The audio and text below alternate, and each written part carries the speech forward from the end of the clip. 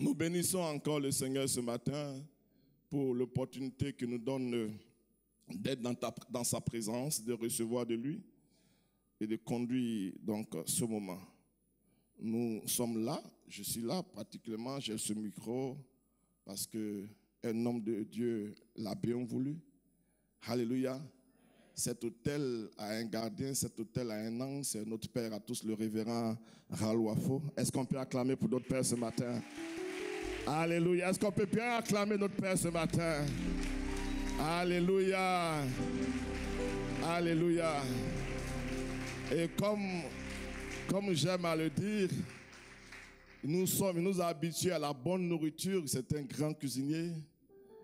Voilà, la parole, bien sûr, nous comprenons tout à l'heure quand je parle de nourriture. Et il prend toujours soin, quand il donne la parole, sinon il laisse sa cuisine à ses cuisiniers de leur donner vraiment les ingrédients qu'il faut. Et, alléluia. Et cette fois-ci, il a réellement donné les ingrédients qu'il faut. Comme maman le disait, il a vraiment cette sensibilité de ordonner les choses. Et je pense que ce matin, tu auras une bonne nourriture. Parce que le chef cuisinier a pris soin de préparer les ingrédients. Et son assistant est un bon assistant aussi. Il a tout noté. Alléluia. Que Dieu te bénisse ce matin. Alléluia. Nous allons partager la parole autour de ce thème. La parole de Dieu, la vraie source de vie. Amen. La parole de Dieu, la vraie source de vie. Et le texte qui va nous servir donc de prétexte dans ce contexte de ce message, nous le prenons dans Matthieu 4, verset 4. Matthieu, évangile selon Saint Matthieu, chapitre 4, verset 4. Et je lis la parole du Seigneur. Oui, pour parler comme les autres, Saint Matthieu. Jésus répondit, et il est écrit, l'homme ne vivra pas de pain seulement, mais de toute parole qui sort de la bouche de Dieu. Alléluia. Bien-aimés, nous comprenons quand nous lisons la Bible que en Genèse 3, verset 15, Dieu annonce à Satan, après qu'il ait trompé, après qu'il ait amené l'homme à désobéir à Dieu, Dieu annonce à Satan la venue d'une postérité de la femme qui lui écrasera la tête. Autrement dit, Dieu annonce à Satan qu'il va envoyer un second Adam qui va lui ôter le pouvoir qu'il a volé à Adam, le premier homme. Et nous comprenons également que cette postérité de la femme que Dieu a annoncée à Satan, cette postérité, c'est le second homme, c'est Jésus-Christ venu du ciel. Alléluia. Dans notre passage, nous notons que Jésus commence son ministère. Et au début de son ministère, la Bible nous dit que le Saint-Esprit l'a amené, il a été amené dans le désert pour être tenté par le diable. Il a été amené dans le désert. Le désert ici évoqué par Matthieu, le désert représente la scène du monde qui est devenue pour Dieu un désert. Un lieu où Dieu ne trouve rien qui puisse le satisfaire. Un lieu qui a été souillé par le péché. Un lieu qui a été hanté par les bêtes sauvages. Un lieu où Satan règne en maître. La vie par le péché. Le jardin d'Éden, qui était un lieu verdoyant, un lieu qui faisait bon vivre, est devenu maintenant un désert à cause de la désobéissance de l'homme. Dis Amen. Et malheureusement, beaucoup de vies ressemblent aux yeux de Dieu à des déserts.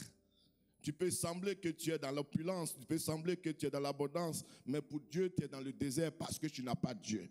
Parce que tu marches dans l'obéissance. Dis bien Amen. Ma prière est que ce ne soit pas ton partage. Alléluia. Si tu es dans ce cas, si ta vie est une vie de péché, une vie qui ne connaît pas Dieu, avant la fin du culte, tu vas donner ta vie au Seigneur. Dis bien Amen. Dis Amen. Alors la Bible dit que Jésus-Christ est conduit dans le désert pour être tenté par le diable. Tenté par le diable. En réalité, quand nous comprenons qu'ici, il s'agit donc d'un test d'obéissance de Christ. Parce que le premier homme que Dieu a envoyé, Adam, s'est illustré par la désobéissance. Et Dieu envoie donc le second. Mais avant qu'il commence son ministère, Dieu veut tester son obéissance. Il dit, je t'envoie donc dans le désert pour être tenté par le diable. Dis bien Amen. Dis encore Amen. Et nous comprenons donc que le diable a commencé à tenter Jésus. La première tentation, c'est la tentation qui concerne l'obéissance à la parole de Dieu. Verset 4, Jésus cite donc, il dit, il est écrit. Jésus dit, il est écrit. Est-ce qu'on peut nous remettre le verset 4? Est-ce qu'on peut nous mettre le verset 4? Jésus répondit, il est écrit, l'homme ne vivra pas de pain seulement, mais de toute parole qui sort de la bouche de Dieu. Avant le verset 4, au verset 3, la Bible dit, le tentateur s'étant approché, il dit, si tu es fils de Dieu, ordonne que ces pierres deviennent des pains. Au verset 2.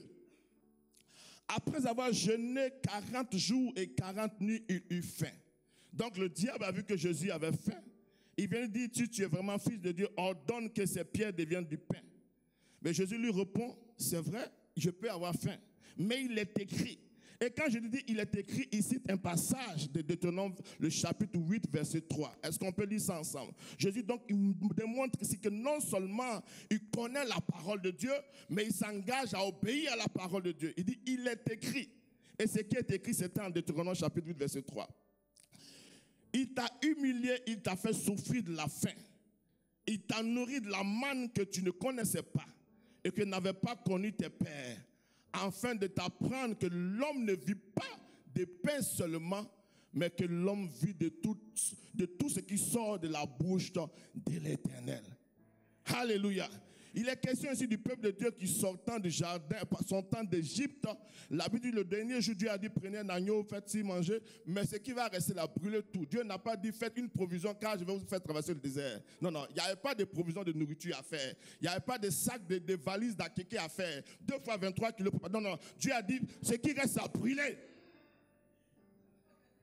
2 fois 23 kilos d'akeke de placali. Brûlez tout, ne reste là, brûlez tout. Alléluia. Brûlez tout.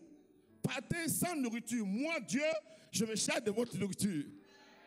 Parce que vous allez comprendre que l'homme ne vit pas seulement de nourriture. Dis bien Amen. Dis encore Amen. Dis bien Amen. Alléluia. Donc Jésus cite la parole et en citant la parole, il s'engage auprès de Dieu pour dire, Dieu, moi je m'engage à obéir à la parole. Alléluia. Dans la version parole vivante, c'est clair ici, il est dit, c'est vraiment clair. Le pain ne suffit pas à faire vivre l'homme. Le pain ne suffit pas. Le pain ne suffit pas à faire vivre l'homme. Ça veut dire que le pain, c'est bon, c'est nécessaire pour faire vivre l'homme, c'est bien, mais ce n'est pas suffisant. Et puis la suite dit, celui-ci a besoin aussi, donc l'homme a aussi besoin de toutes les paroles qui sortent de la bouche de Dieu. Alléluia. Donc le pain, la nourriture, les aliments, c'est nécessaire pour l'homme. C'est même nécessaire à la vie. Mais il dit, en plus de cela, l'homme a besoin d'une autre nourriture. En fait, l'homme a une double dimension. Il y a ce qu'on appelle la dimension physique de l'homme et la dimension spirituelle. La dimension physique, le corps, l'être humain a véritablement besoin de nourriture. La nourriture, c'est la vie. Sans nourriture, tu deviens faible. Sans nourriture, pendant une longue période, tu peux même en mourir. Sans nourriture, bien mal nourri, tu peux souffrir de malnutrition. Tu peux perdre du poids, tu peux vraiment être... Récemment, j'ai suivi sur une chaîne télé d'information française, pour ne pas faire de pub, un reportage sur la Somalie. La Somalie qui est gagnée actuellement par une saison de sécheresse. Et cette sécheresse a entraîné une famine. Et tu vois même les animaux, les bêtes qui meurent, mais les enfants qui en souffrent. Parce qu'il n'y a plus de nourriture, il n'y a plus de lait, les mamans ne mangent pas, donc il n'y a plus de lait. Et ils ont montré un enfant de 2 ans. 2 ans qui pèse 3 kilos. 2 ans qui pèsent 3 kilos. 3 kilos, généralement, c'est le poids à la naissance. Mais après, parce qu'ils n'avaient pas de nourriture. Donc, la nourriture, c'est important. Sauf que la nourriture seule ne suffit pas. Dis bien Amen. Dis encore Amen. C'est pourquoi Jésus ici dit, l'homme ne vivra pas de pain seulement. Parce qu'au-delà de la dimension physique, il y a la dimension spirituelle. Et comme on l'a dit, la dimension spirituelle de l'homme domine sur la dimension physique. Et donc, il faut nourrir cette dimension spirituelle, qui est la parole de Dieu. Alléluia. Jean 6, verset 51. Je suis le pain vivant qui est descendu du ciel. Si quelqu'un mange de ce pain, il vivra éternellement. Et le pain que je donnerai, c'est ma chair, car je donnerai pour la vie du monde. Alléluia. Et ici, c'est Jésus qui parle, il dit, il est le pain vivant. Et dans Jean 1, verset 1, on nous dit qu'au commencement était la parole. La parole était avec Dieu, la parole était Dieu. Au verset 14, la parole a été faite chair et elle habitait au milieu de nous. Donc nous comprenons bien que le pain de vie ici, c'est la parole. La parole, c'est Christ. Alléluia. Donc l'autre dimension de l'homme, l'autre dimension spirituelle de l'homme a en plus a besoin donc de la parole, du pain de vie. Il dit, je suis le pain de vie. Christ fait la parole fait chair, nous avons besoin du pain de vie. Dis à ton voisin, tu as besoin du pain de vie qui est Christ. Alléluia. Alléluia. Nous allons donc parler ce matin essentiellement sur 2 points. Premier point, nous comprenons que la parole de Dieu est une nourriture spirituelle.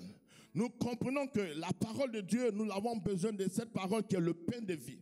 Et donc, nous devons avoir faim de cette parole. Premièrement, nous devons avoir faim de cette parole. Et puis, deuxièmement, lorsque tu as faim de cette parole, tu dois aussi faire confiance en cette parole. Parce que même si tu as faim, mais si malheureusement tu tombes sur une nourriture infectée, tu risques d'avoir des complications. Dis bien amen. Dis encore amen. Donc, nous devons avoir faim de la parole de Dieu. Nous devons avoir faim de la parole de Dieu. 1 Pierre 2, verset 2. 1 Pierre 2, verset 2. 1 Pierre 2, verset 2. Désirez comme des enfants nouveau-nés le lait spirituel et pur, afin que par lui vous croissiez pour le salut. Donc, première chose que Pierre nous annonce ici, nous devons désirer la parole de Dieu. Comme un nouveau-né. La même façon, le nouveau-né a besoin du lait pour grandir. Nous, en tant qu'enfants, nous avons besoin du lait de la parole de Dieu. Alléluia. Alléluia.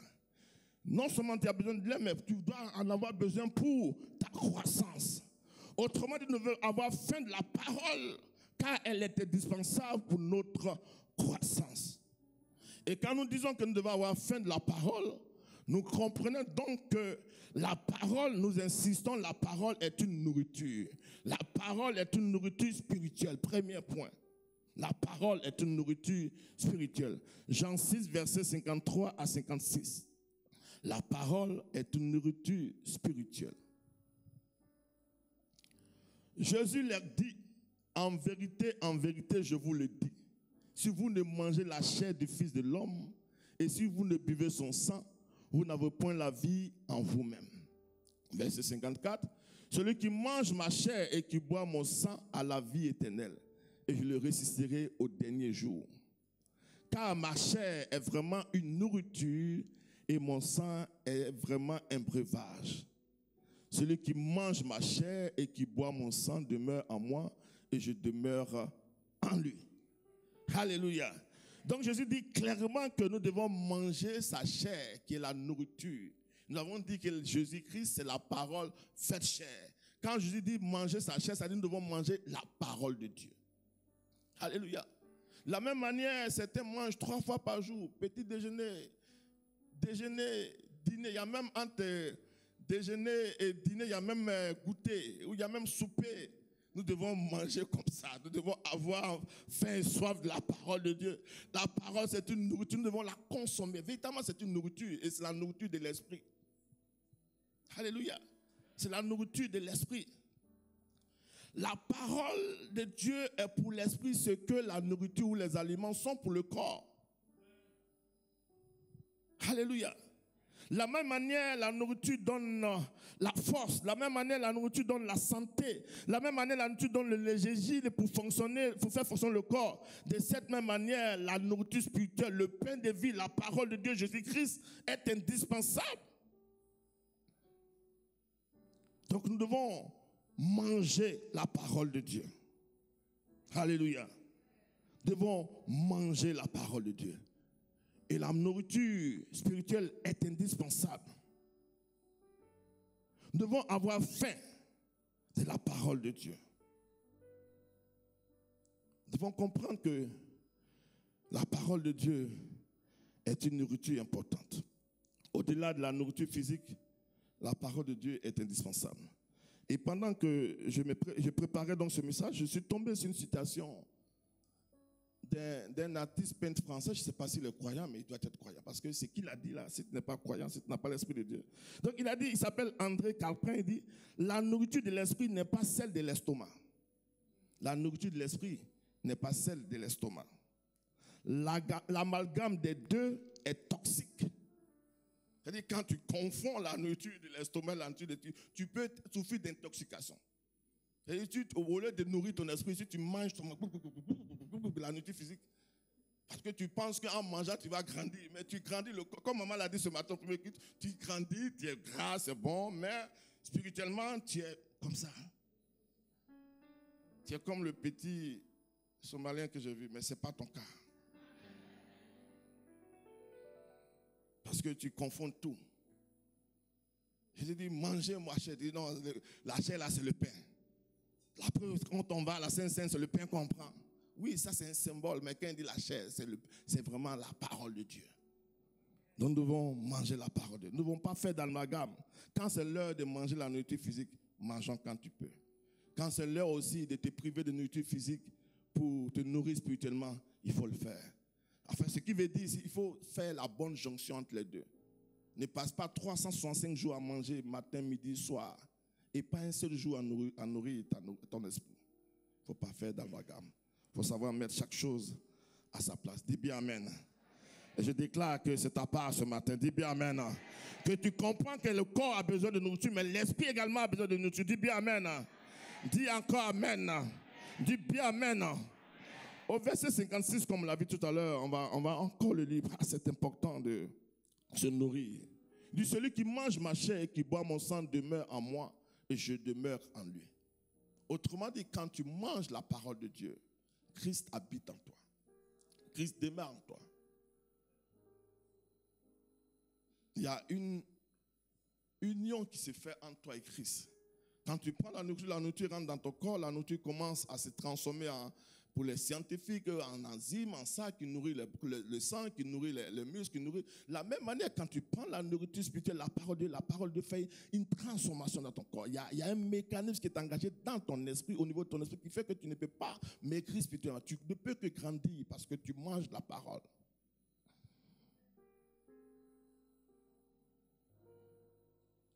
Dis amen. Dis amen. Jean 6, versets 32 et 33. Jean 6, versets 32 et 33. Jean 6, versets 32 et 33. Jésus leur dit, en vérité, je vous le dis, Moïse ne vous a pas donné le pain du ciel, mais mon Père vous donne le vrai pain du ciel. Car le pain de Dieu, c'est celui qui descend du ciel et qui donne la vie au monde. Donc nous parlons de la parole de Dieu comme la vraie source de vie. Parce que la vraie source de vie, celle qui donne réellement la vie, c'est la parole de Dieu. Il y a la vie dans la parole de Dieu. La parole de Dieu produit la vie. Et nous devons nous nourrir de cette parole. Nous devons manger cette parole. Nous devons avoir faim et soif de cette parole. 1 Roi 19, verset 7. 1 Roi 19, verset 7. 1 Roi 19, verset 7. L'ange de l'Éternel vint une seconde fois, le toucha et dit, lève-toi, mange, car le chemin est trop long pour toi.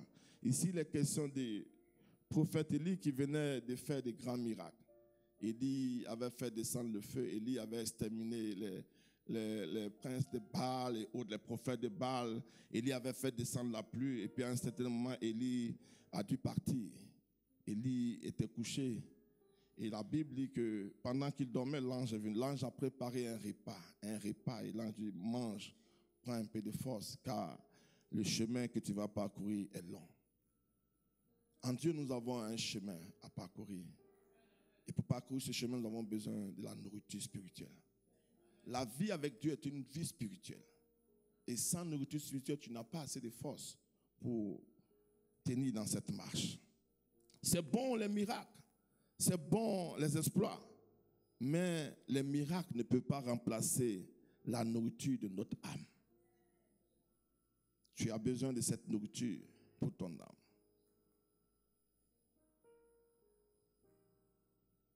Nous devons être des fidèles à la lecture de la parole de Dieu. comprenons que rien ne peut remplacer la parole de vie.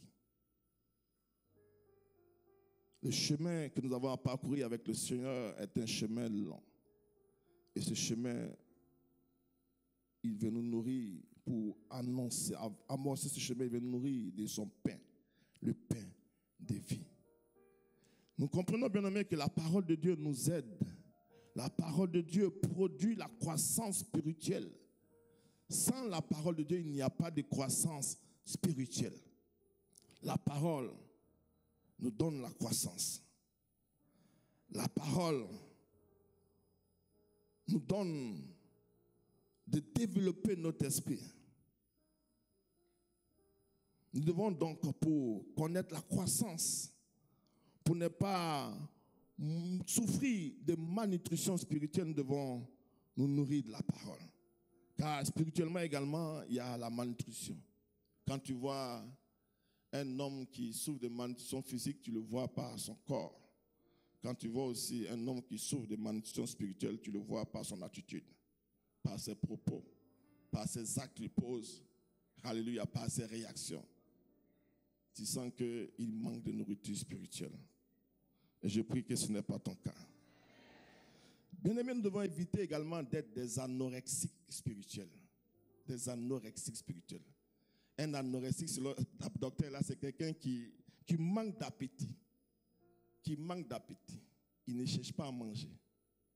Et spirituellement aussi, il y a des anorexiques, des gens qui manquent. Ils n'ont jamais faim de la parole, mais ils ont toujours faim de la nourriture physique. Ma prière est que tu aies faim de la parole. Alléluia. Que tu aies faim de la parole. Nous comprenons que la parole également nourrit notre foi, car la parole de Dieu est la source de la foi. La parole de Dieu est la source de la foi. C'est la parole qui nourrit et qui fait grandir notre foi. La vie spirituelle est une vie de foi. Nous devons donc vivre par la foi. Et pour ce faire, nous devons nous nourrir de la parole de Dieu. Romains 10, verset 17. Romains 10, verset 17. Il dit, ainsi la foi vient de ce qu'on entend. Et ce qu'on entend vient de la parole de Christ. Ce qu'on attend. Donc la foi est nourrie par la parole. La parole, mais pas n'importe quelle parole. La foi n'est pas nourrie par les murmures. La foi n'est pas nourrie par les rumeurs. La foi n'est même pas nourrie par les diagnostics des professeurs. Non. La foi est nourrie par la parole de Dieu. Le plus grand médecin, je respecte les médecins, peut te donner un diagnostic qui peut être vrai, qui peut être la réalité, mais qui n'est pas forcément la vérité de ta situation. Parce que la vérité, c'est que nous avons un Dieu qui guérit. Dis-moi amen. Donc, nous avons besoin de cette parole-là pour nourrir notre foi. Autrement dit, quand tu entends la parole de Dieu, quand la parole te dit que Dieu est capable de guérir, que tu crois à cette parole, la parole va nourrir ta foi à la guérison. Quand tu crois à cette parole qui dit que l'homme n'est pas fait sans la femme, tu crois. Donc si l'homme n'est pas fait sans la femme, ça veut dire que la femme n'est pas faite sans l'homme. Si tu crois en cette parole, tu crois que Dieu va t'envoyer ton homme, Dieu va t'envoyer ta femme. Tu ne te lamentes pas, tu ne t'agites pas à gauche, à droite, tu ne vas pas épouser, comme on l'a dit tout à l'heure, tu ne vas pas épouser des musulmans parce que bon, tu t'as cherché dans l'église, tu n'as pas vu, comme maman l'a témoigné ce matin. En même temps, les frères, soyez aussi audacieux. Ne laissez pas nos sœurs partir par les musulmans parce qu'elles sont désespérées. Hein? Soyez audacieux. Ta côte est là, donc il faut aller vers ta côte. Tu ne sens pas qu'il y a un vide parce qu'il y a une côte qui manque. Donc cherche la côte et puis parle à la côte, dis côte et reviens à ta place. Alléluia. Comment la côte d'un enfant de Dieu peut aller remplacer la côte d'un animal? Non, ce n'est pas normal. Côte de l'homme va être côte de l'homme. C'est la parole qui dit, celui qui n'a pas Christ c'est un animal. Ça, ce n'est pas moi qui le dis. Ah.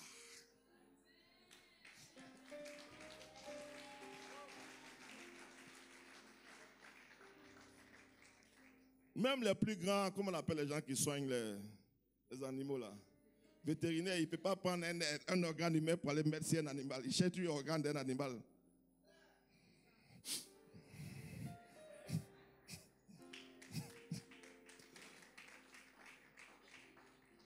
Deuxième chose, nous devons avoir confiance à la parole de Dieu. Nous devons avoir confiance à la parole de Dieu. Premièrement, pourquoi nous devons avoir confiance en la parole de Dieu? Parce que Dieu et sa parole sont un. Dieu et sa parole sont un. Donc celui qui a confiance en Dieu doit avoir confiance en sa parole. Tu peux avoir confiance en Dieu et ne pas avoir confiance en sa parole. La Bible dit qu'il n'est pas un homme pour mentir, ni le fils d'un homme pour se repentir. Ce qu'il dit, il accomplira. Ce qu'il a déclaré, il exécutera. Donc Dieu ne ment pas. Quand il relâche sa parole, cette parole va s'accomplir. Donc tu dois faire confiance à la parole de Dieu. Et quand Dieu, la Bible fait la comparaison entre Dieu et l'homme, ça veut dire que les hommes peuvent mentir. Dieu dit, l'homme peut te promettre et puis ment. Il sait lui-même qu'il ment, mais il te promet quand même, sans sourire, avec un visage serein. Il sait qu'il ne va pas faire, mais quand Dieu dit, la Bible dit, il fait. Est-ce qu'on peut lire ensemble? Parce que quand je dis ça comme ça, vous pensez que c'est moi qui... Nombre 23, verset 19. Nombre 23, verset 19. Nombre 23, verset 19. Dieu n'est pas un homme. Dieu lui-même qui a créé l'homme là. Il dit Dieu n'est pas un homme pour mentir. Ça veut dire que l'homme peut mentir. Ça ne veut pas dire que tous les hommes mentent. Mais il y a des hommes qui peuvent mentir. Et généralement, c'est l'homme animal qui ment. L'homme qui a réellement le Saint-Esprit ne ment pas. Donc Dieu n'est pas un homme pour mentir, ni le fils d'un homme pour se repentir. L'homme peut se repentir, il peut te promettre, puis après, quand il arrive à la maison, sa femme lui dit, tu es sûr que c'est Dieu qui a dit donner ça à ce monsieur-là? Et puis il dit, c'est vrai. De la même manière aussi, la femme peut promettre, et puis son mari à la maison dit, tu es sûr que c'est Dieu qui t'a dit de faire ça?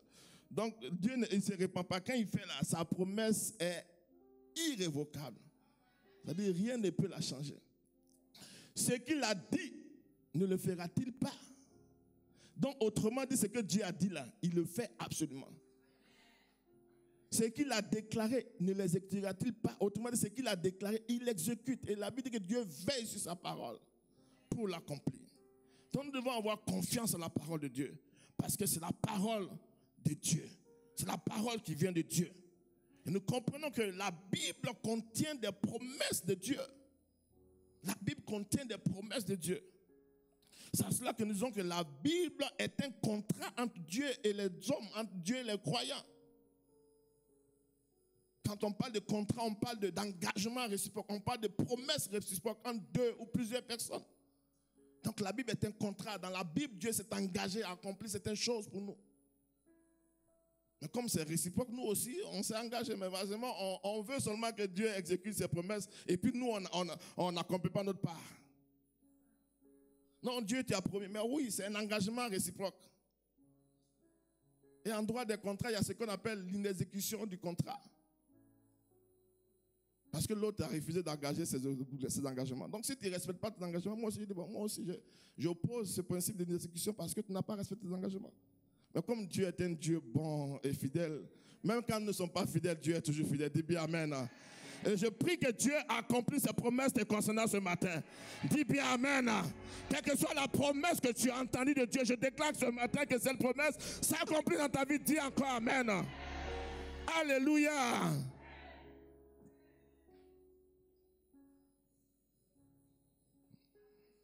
Dieu veille sur sa parole pour l'accomplir. Dieu s'assure que les promesses qu'il t'a faites, il va les accomplir. Parce que c'est un Dieu fidèle. Donc nous devons appréhender la parole de Dieu comme faisant un avec Dieu lui-même. Nous devons avoir cette dimension de la compréhension de la parole de Dieu, de l'appréhension de la parole de Dieu. La parole, c'est Dieu. La parole, c'est Dieu venu sur la terre, habiter avec les hommes. Donc la parole, c'est Christ. Et si la parole, c'est Dieu, tu dois véritablement t'accrocher à cette parole. Tu dois faire confiance en cette parole. Autrement dit, comment tu peux imaginer vivre sans Dieu en tant que croyant? Nous sommes désormais des êtres spirituels. Et là où nous vivons, là où nous nous épanouissons, c'est par l'esprit. Comme le poisson ne peut pas s'épanouir hors de l'eau. Nous ne pouvons pas nous épanouir, notre esprit en tout cas ne peut pas nous épanouir hors de Dieu. Or Dieu est dans sa parole. Et la parole, c'est Dieu. Donc nous avons besoin comment je peux appeler, de cette proximité avec la parole de Dieu, de cette habitude avec la parole de Dieu. Parce qu'en réalité, sans parole, nous ne sommes rien. Donc nous devons faire confiance en cette parole. Nous devons nous appuyer sur cette parole en toutes choses et en toutes circonstances. Et nous devons faire confiance à la parole de Dieu également, non seulement parce que c'est la parole qui vient de Dieu, parce que la parole et Dieu sont un, mais parce qu'en réalité, il y a une puissance dans la parole. Deuxièmement, il y a une puissance dans la parole. Il y a une puissance dans la parole. Il y a une puissance dans la parole. La puissance de la parole de Dieu repose sur les caractéristiques de la parole. La parole, elle est fiable. La parole est fiable. Comme on l'a dit tout à l'heure, Dieu n'est pas un homme pour mentir. Donc la parole de Dieu est fiable. C'est une parole qui n'est pas donnée au hasard. C'est une parole d'un Dieu de confiance. C'est une parole d'un Dieu qui ne promet pas parce qu'il faut promettre. Il ne promet pas sur la base des émotions. Quand la parole est relâchée, c'est une parole qui est fiable. Elle est sûre.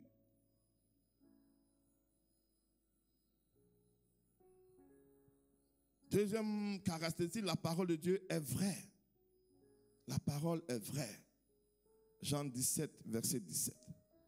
On l'a vu tout à l'heure, Dieu n'est pas un homme pour mentir. Donc sa parole est vraie. Sa parole ne repose pas sur le mensonge. Jean 17, verset 17. Sa parole est vraie. Sanctifie-les par ta vérité. Ta parole est la vérité. La parole de Dieu est la vérité. Quand Dieu dit, je suis le Dieu qui guérit, c'est la vérité, il guérit. Quand il dit, je suis le Dieu qui restaure, c'est la vérité, il restaure. Quand il dit, crois en Dieu, tu seras béni, crois en Dieu et tu seras béni. C'est la vérité, la parole de Dieu. C'est la vraie vérité, comme on dit. Ah, mais la vraie vérité. Ça veut dire que ce n'est pas la vérité trafiquée, la vérité transformante, c'est la vérité sûre. Troisième caractéristique, la parole de Dieu, elle est parfaite. Elle est parfaite. Proverbe 30, verset 5, la parole de Dieu est parfaite. C'est une parole parfaite. Proverbe 30, verset 5. La parole est parfaite. Toute parole de Dieu est éprouvée. Il est un bouclier pour ceux qui cherchent en lui un refuge. La parole est parfaite. La parole est éprouvée. Elle est parfaite. La parole de Dieu a de l'impact. A de l'impact. Ésaïe 55, verset 10 à 11. La parole de Dieu a de l'impact. La parole de Dieu a de l'impact. Il dit, comme la pluie et la neige descendent des cieux et n'y retournent pas, sans avoir arrosé, fécondé la terre et fait germer les plantes, sans avoir donné de la sémence au semeur et du pain à celui qui mange. Ainsi, en est-il de ma parole qui sort de ma bouche? Elle ne retourne point à moi sans effet, sans avoir exécuté ma volonté et accompli mes desseins. Et ce matin, je suis venu t'annoncer que la parole de Dieu va accomplir les desseins pour lesquels elle est relâchée dans ta vie ce matin. Dis bien amen. Dieu va exécuter sa volonté au travers de sa parole dans ta vie ce matin. Dis encore amen. Dis encore amen. Lorsque la parole de Dieu sort, elle vient pour exécuter la volonté de Dieu. Et je déclare que la volonté de Dieu pour ta vie s'accomplisse pleinement au nom puissant de Jésus-Christ en cette saison. Quelle que soit la volonté de Dieu, quel que soit ce que tu attends de Dieu, que la parole qui a été relâchée accomplit son effet. Amen. La Bible dit que la parole de Dieu est comme une épée à double tranchant pénétrant moins les jointures. Alléluia. La parole de Dieu peut entrer dans des familles les plus compliquées et transformer ta destinée. Dis encore amen. Rien ne peut retenir la parole de Dieu. Comme notre Père aime le dire, la parole de Dieu est comme un missile à tête sécheuse.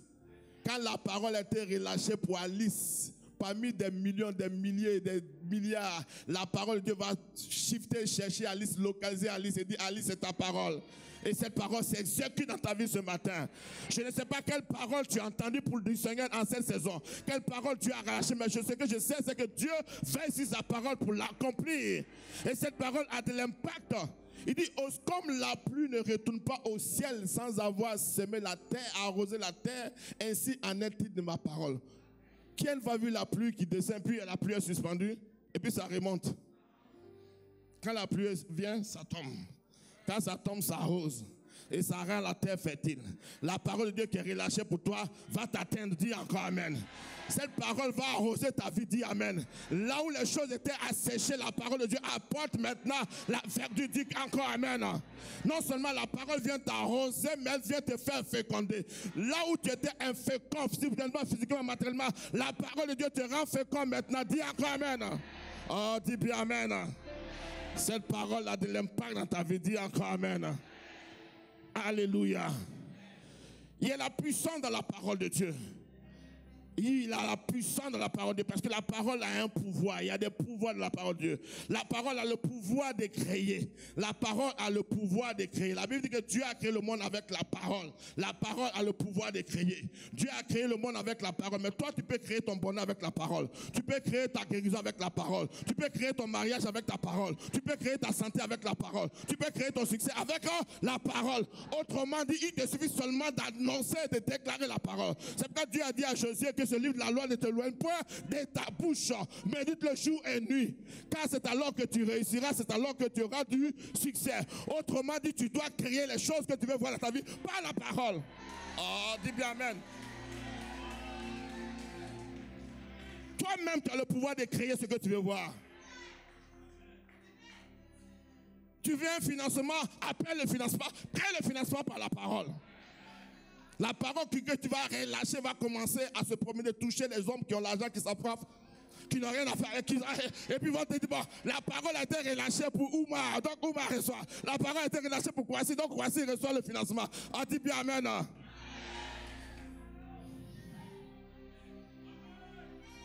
Donc on peut créer toutes choses avec la parole. Le problème c'est que on n'a pas confiance au pouvoir créateur de la parole. On n'a pas confiance en la puissance créative de la parole. On se dit, est-ce que moi je peux dire les choses et puis ça va arriver? Non, il faut forcément que ce soit le révérend ou la faute qui le dise. Non, Dieu dit, tu as la parole. Ce n'est pas la personne, mais c'est la parole qui crée. Il suffit que tu crées, tu déclares seulement la parole de Dieu. Maintenant, tu peux ne pas créer parce que ce que tu dis, est-ce que Dieu même peut faire ça? Ça, ce n'est pas la parole de Dieu, rien ne va être créé. Le doute ne crée rien. La peur ne crée rien. C'est la parole qui...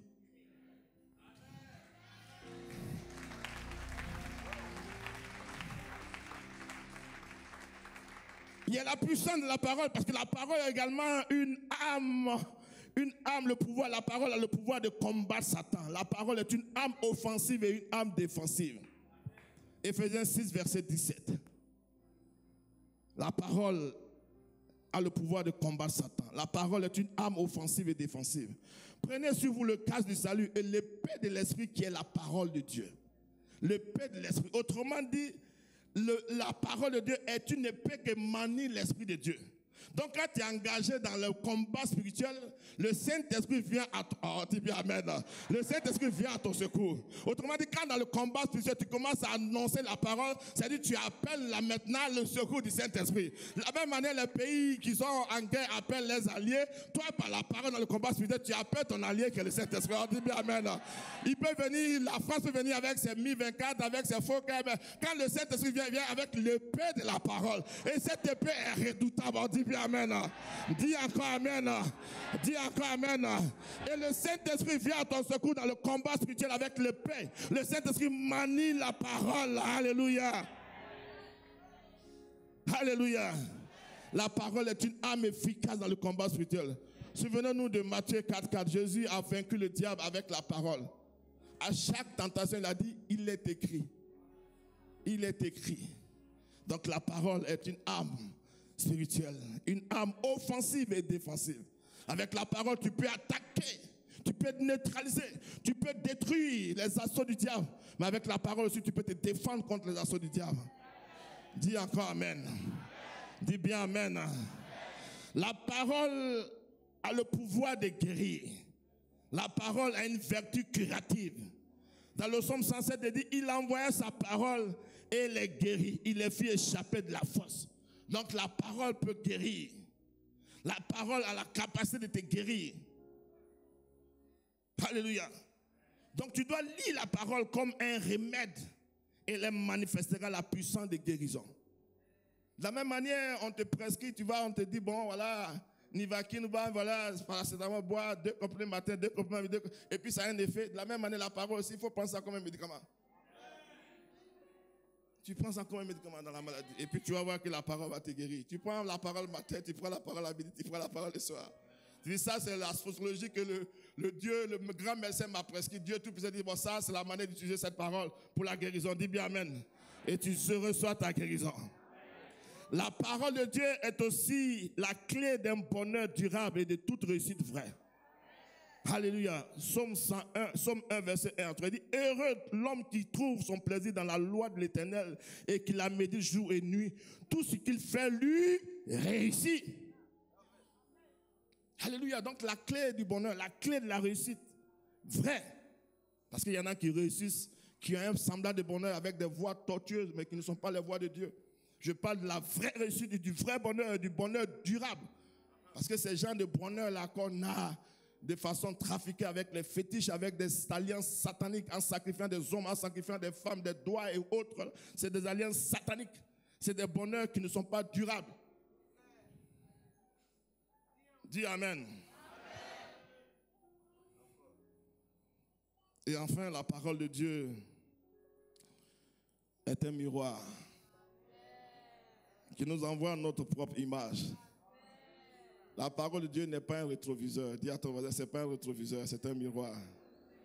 Le rétroviseur, pour ceux qui conduisent des voitures, quand tu regardes, tu ne te vois pas dans le rétroviseur, sauf si tu forces, mais ton premier réflexe, c'est de te montrer ce qui se passe derrière.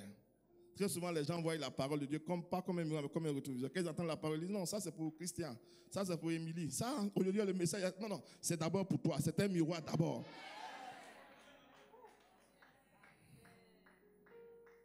Bien-aimés, nous comprenons et nous concluons que le pain naturel ou les aliments nous garantissent la vie temporelle. Le pain naturel ou les aliments nous garantissent la vie temporelle. Alors que le pain de vie, la parole de Dieu, nous garantit la vie éternelle. Il est donc vital pour tout croyant de prendre le temps de lire la parole de Dieu quotidiennement et régulièrement. C'est une garantie de solidité dans la foi, de protection et de réussite dans la vie. La parole est la vraie source de vie. La parole est la vraie source de vie. Pour une vie réellement épanouie, nous avons besoin de la parole de Dieu. Dis bien amen. Amen. Dis encore amen. Amen. Est-ce que tu peux acclamer le Seigneur? Alléluia. Nous allons prier ce matin, nous allons prendre 2 sujets de prière. Le premier sujet, nous allons prier pour le salut des âmes. Si dans cette salle, il y a quelqu'un qui n'est pas né de nouveau, qui n'a pas encore fait la paix avec le Seigneur, la Bible dit que quand Dieu a tant aimé le monde qu'il a donné son Fils unique afin que quiconque croit en lui ne périsse point, mais qu'il ait la vie éternelle. Dieu a envoyé Christ, la parole faite chair, pour nous sauver. Et Christ est là ce matin, tu as besoin de faire la paix. Élève la voix en quelques minutes, en quelques secondes, et puis prie pour ceux qui sont dans cette assemblée, qui n'ont pas encore fait la paix avec le Seigneur. Prie que leur cœur soit touché ce matin, que Dieu puisse le toucher, que les âmes puissent être sauvées ce matin. Père, nous te prions dans le nom de Jésus-Christ de Nazareth, que la restauration soit la réalité de la vie de ceux qui nous écoutent et ceux qui nous reçoivent ce matin via les canaux sociaux. C'est pourquoi ce matin, je voudrais appeler ce matin devant cet autel. Si tu es dans telle salle que tu n'as pas encore fait la paix avec le Seigneur. La Bible dit que Christ est venu il a souffert, il a été meurtri pour que tu sois sauvé. Est-ce qu'il y a quelqu'un dans cette salle qui ne connaît pas encore le Seigneur, qui veut faire la paix avec lui? J'ai entendu ce message. Je comprends que Christ est venu pour moi. Je veux être sauvé ce matin. Lève la main ce matin. Lève la main qu'on puisse t'aider à faire la paix avec le Seigneur. Christ est mort pour toi. Lève la main afin qu'on puisse t'aider à faire la paix avec le Seigneur. Est-ce qu'il y a quelqu'un dans cette salle qui veut donner sa vie au Seigneur?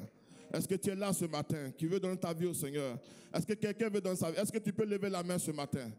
Est-ce qu'il y a quelqu'un qui veut donner sa vie au Seigneur? Est-ce qu'il y a quelqu'un qui nous suit, qui veut donner aussi sa vie au Seigneur? Est-ce qu'on peut acclamer le Seigneur certainement pour ceux qui nous suivent et qui veulent donner leur vie au Seigneur? Père, nous te rendons toute la gloire et nous prions pour toutes les personnes qui ont besoin de donner leur vie au Seigneur. Touche les cœurs ce matin. Accepte-les dans ta vie. Accepte-les dans la voie au nom puissant de Dieu. Deuxièmement, tu vas prier pour toi ce matin. Que Dieu te donne d'avoir réellement faim et soif de la parole. Que Dieu te donne d'être obéissant à la parole de Dieu. Élève la voix et commence à prier pour la faim et la soif de la parole. Il y a quelqu'un qui vient? Il y a quelqu'un qui vient. Est-ce qu'on peut acclamer pour le Seigneur? Est-ce qu'il y a quelqu'un d'autre comme lui? N'aie pas honte. La rencontre avec le Seigneur, c'est une rencontre individuelle. Après, ici, tu n'auras pas d'autres opportunités. Est-ce qu'on peut acclamer pour lui? Alléluia. La Bible dit qu'il y a plus de joie dans le ciel pour un seul qui se repentit que 99 autres qui n'ont point à se repentir. Alléluia. Mon frère, lève la main. Dis, Seigneur, je veux te donner ma vie ce matin. Est-ce qu'on peut acclamer encore pour un autre qui arrive? Alléluia. N'ayez pas honte. Donnez vos vies au Seigneur. C'est l'opportunité qui t'est donnée. Certainement que ta vie n'avance pas. Tu tournes en rond. Tu as des blocages parce que tu n'as pas encore débloqué ta vie en acceptant le Seigneur. L'occasion t'est donnée ce matin. L'opportunité est pour toi ce matin. Levez les mains, répétez après moi. Dis, Seigneur, j'ai reconnu que depuis longtemps je marche sans toi. Aujourd'hui, j'ai entendu ta parole. Je veux m'engager sur la voie du Seigneur. Conduis-moi, dirige-moi, oriente-moi. Désormais, je t'appartiens. Au nom de Jésus, j'ai prié. Amen. Que le Saint-Esprit vous conduise et vous maintienne dans ce choix. Et que le Saint-Esprit vous guide tous les jours de vos vies. Qu'il vous protège contre toute adversité. Au nom de Jésus, j'ai prié. Amen. Acclamez puissamment le Seigneur. Et que Dieu vous bénisse. Que Dieu vous bénisse.